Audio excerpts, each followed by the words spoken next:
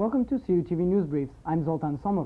In today's headlines, Concordia Women's Center fights the Supreme Court of Canada, the Israeli Holocaust Collection gets expanded, and students fight for education in Bangladesh.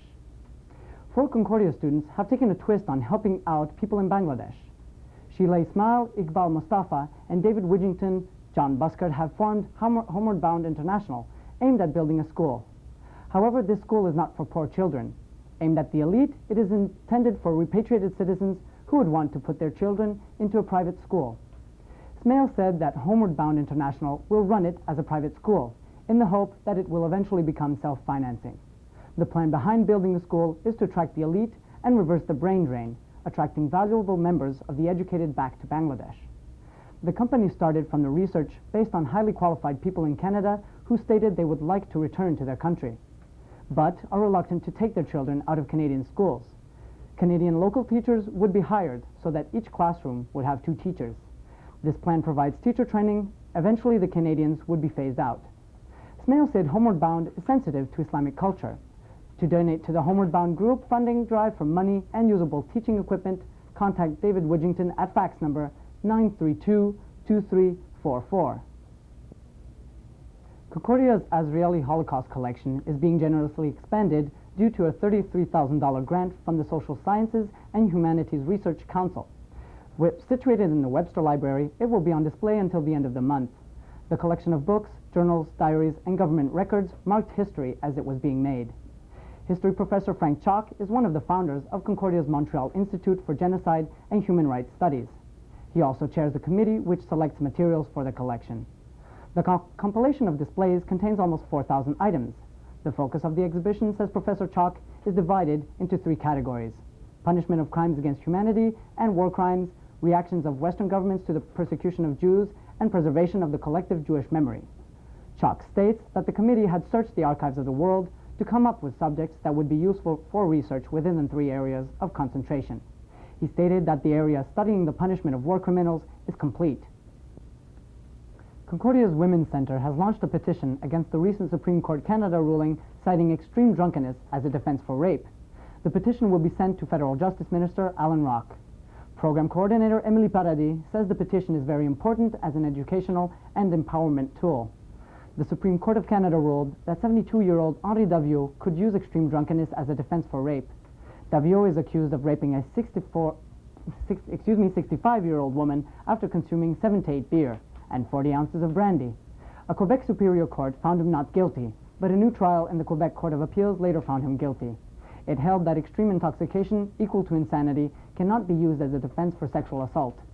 However, when Davio appealed to the Supreme Court of Canada, it ordered a new trial based on the ruling that extreme intoxication can be used as a defense for sexual assault, with the burden of proof resting with the accused. Estelle Gravel, Crown prosecutor responsible for the Montreal Courthouse sexual assault case team, feels the ruling won't pose a problem. Gravel says that extreme drunkenness is very rare, and in order to use this defense, the witness will have to prove that it was extreme drunkenness with an expert.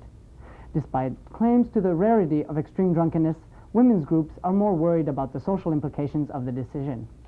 Michelle Szeben, coordinator at the Office of the Status of Women at Concordia, agrees that rape is indefensible.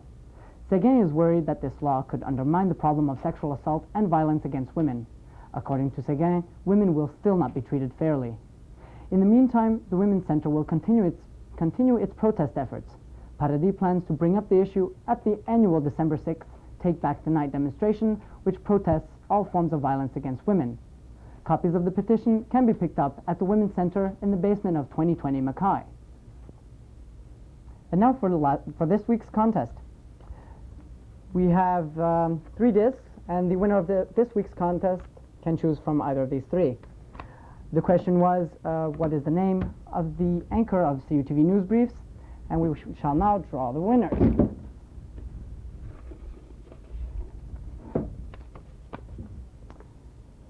Now, the answer was Zoltan, but in this case, we shall be taking the first name, and the answer is correct. Zoltan, the winner is Diana Monzen. So, Diana, come to CUTV and pick up your CD. And for the next week's contest, the question will be the name of the producer of CUTV Newsbriefs. Zoltan Somoru.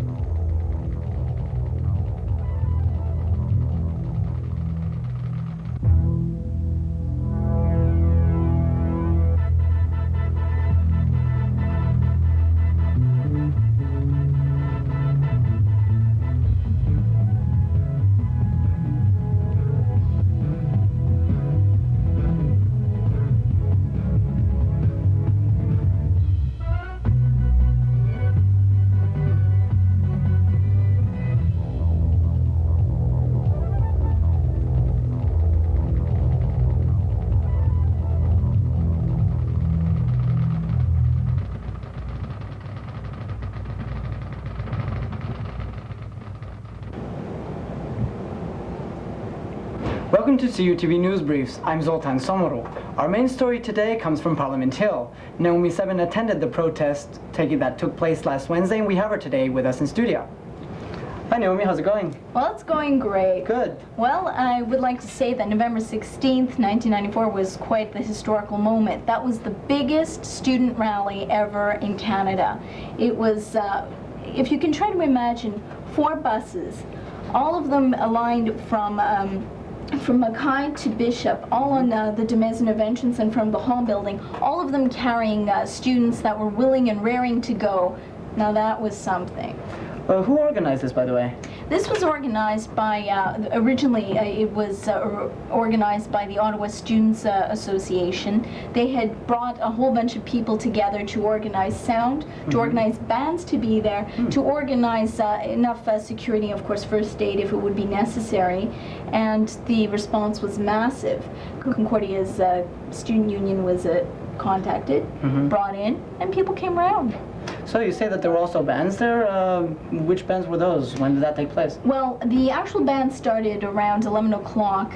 We had left Montreal around 9, so we came there a bit late. Among the bands were Brass Camarades, and it was interesting to note that those bands were not paid. Every single one of those bands came in as a volunteer to protest along with them in their own way. Obviously, they were not a part of the rooting, tooting students out there screaming in the ground, but there was quite a mood out there.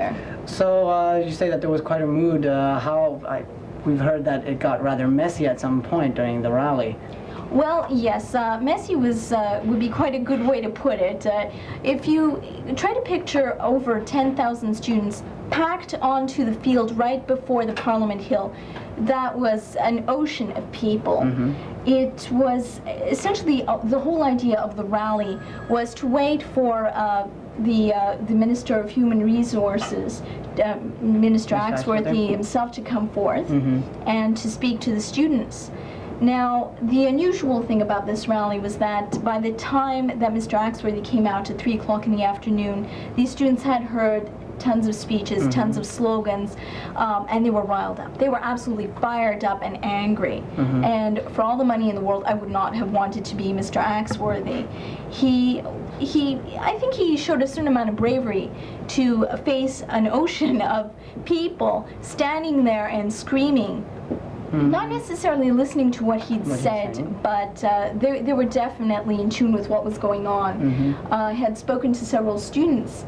And what did they have to say? Well, one of the things they'd said was that they were insulted by what Mr. Axworthy said. He was on stage, and he had said, if you don't want to listen, well, that's fine, but he was essentially suggesting that the students had not read the Green Book. The Green Book is, of course, the policy that states that tuition fees could be raised by $8,000. That's why everyone was out at the protest. Now, when students heard this, they became angry. They were absolutely livid. Beforehand, the students, all 10,000 and plus, were all out there and somewhat dispersed on the field. But the moment Axworthy came up, the crowd of people rushed forwards towards the stage where he was standing. Now, our crew consists of a total of a whopping number of 3 people: myself, Nikki Mitsalis, who was camera person at the time, and of course Robin Lamond, who was our roadie, I suppose. He carried our equipment. Nikki was up on the sound stage, and the stage was set up in such a way that it was just in front of the stage that Axworthy spoke. So you got a sort of an idea of where the people were as well, and the rest of the people were right behind us. The moment Axworthy suggested that students should read it before protesting, then the students were livid, absolutely livid. They may have been angry before, but there was rage the moment he uttered that, and the students just rushed forward. At least I honestly believe that some of the students would physically climb up onto the stage, despite the fact that there was RCMP attendance there, and probably try to throttle Mr. Axworthy himself, but it was remarkable. The crowds came forth. So for once, students actually got involved with some issue that concerned them.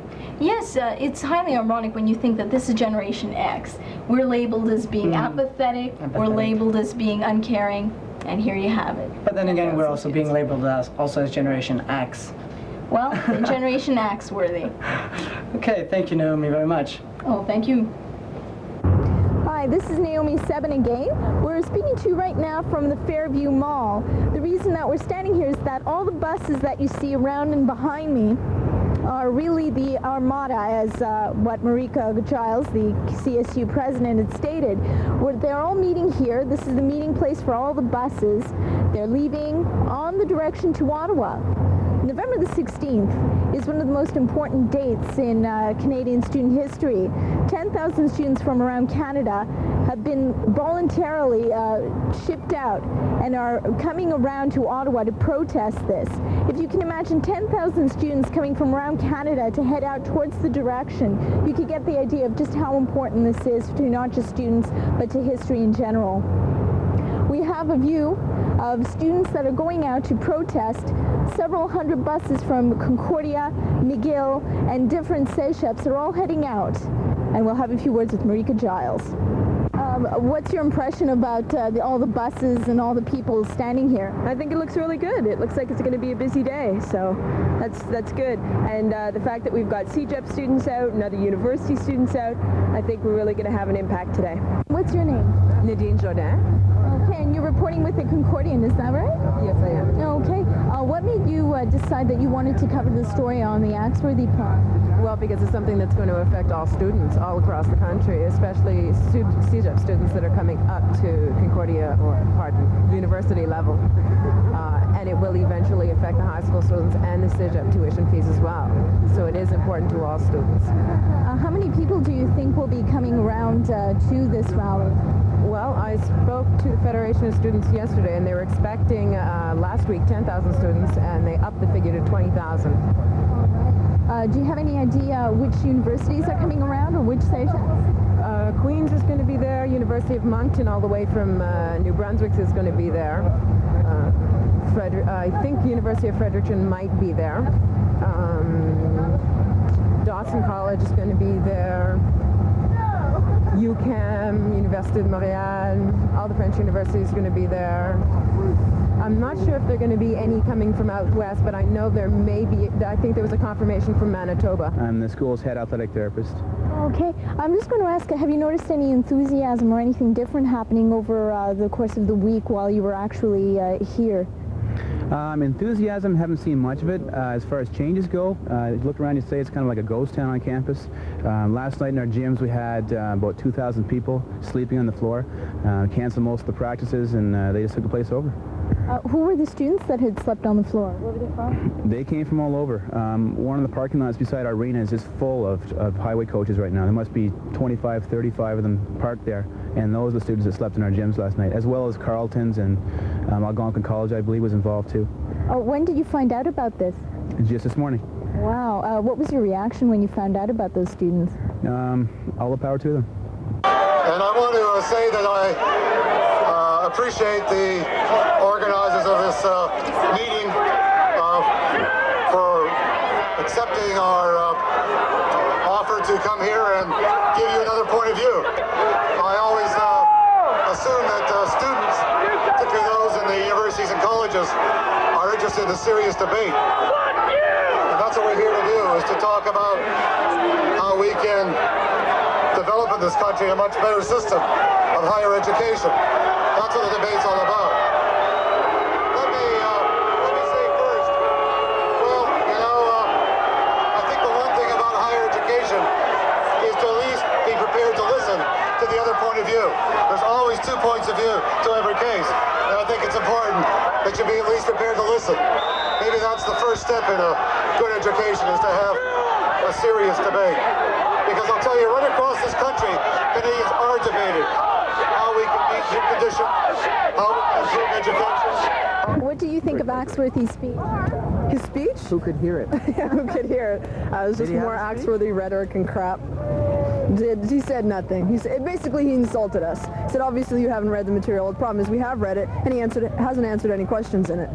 So. You shouldn't, I mean, what contempt to treat your constituents with. It's not my problem, it's yours, right? And that's not the way, I mean, the government is supposed to govern, I don't think, at least in Canada, right? No, and then the biggest joke was Jean Charest coming up later, just, you know, riding on the coattails of Axworthy. The Tories saving the day. Yeah, really. After they destroyed the country. All but Yeah. all of them. You know, there were only There are two left. too many. Oh well. One of them. Do you feel that this rally had accomplished the goals set for Concordia? The goal set for Concordia. Well, in an issue like this, it's not just goal set for Concordia. It's a national story. It's a national problem. So we accomplished what we set out to. It was to show solidarity with all Canadian students. We're all going to be facing tremendous problems if this document becomes policy. And what are students doing now that the protest is over? Well, I'm glad you asked. Lana Grimes had been one of the organizers in forming a petition to send out to all Concordia students regarding this protest. I'd like to add that this protest did not include just Concordia. So obviously, who else was there, do you know? Well, yes, there were different CEGEPs, colleges within around Quebec and around Ontario. There were also several universities from Western Ontario that had come around to protest this. This was especially important to realize that they had further traveling time than the Montreal to Ottawa distance. That's just 2 hours. There were people camping out overnight in Ottawa to state their claim. Really? Do you have an idea how many people did that? Yeah, 2,000 people had camped out in the gym. It's particularly interesting from the clip that most people didn't even realize it until the very day they wake up. Ooh, there's 2,000 people in the gym. It's very surprising. Very interesting. There was also an issue, apparently Axworthy got a taste of eggs and tomatoes and... It was not a sandwich, no. Okay. We had several different people throwing up pieces of garbage, eggs, tomatoes, apples, and I'd like to add that this was not Concordia students, not that we're going to say who it was.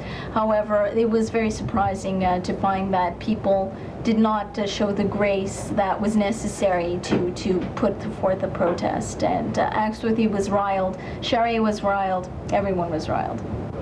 In other news, last Wednesday, the university announced the closure of Langley Hall residence by June 1st, 1995.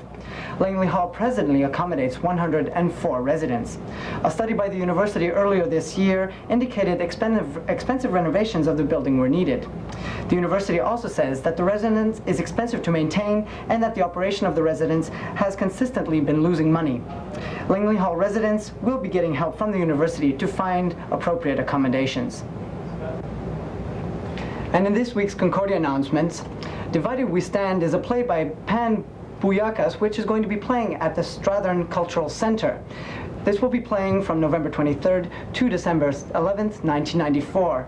For more information about this play, you can call 848-0238.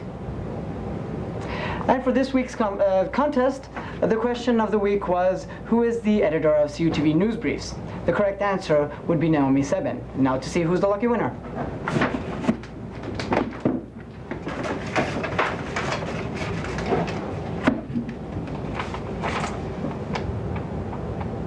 Now technically this could be correct, however the last name is missing, so we shall draw another name.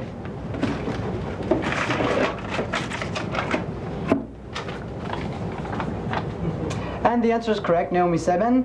The winner of this week is Constantine. So Constantine, stop by the offices here in the Hall building on the 6th floor to get your prize. And the question for next week shall be, who is the floor manager for CUTV Newsbriefs? And for all of us here at CUTV Newsbriefs, have a great week.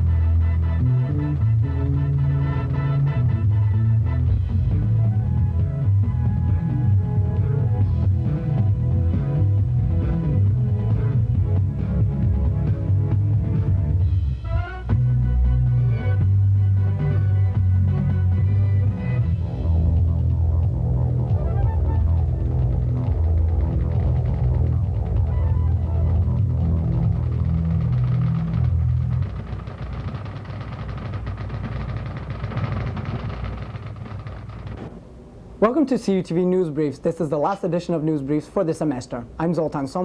Here's an update on the Montreal SPCA, which is involved, in a controversy this week. The SPCA was offered free printing services for their upcoming fundraising campaign when the offer was refused. At that point, controversial executive director Alex Wolf resigned. However, board members of the organization claim he was fired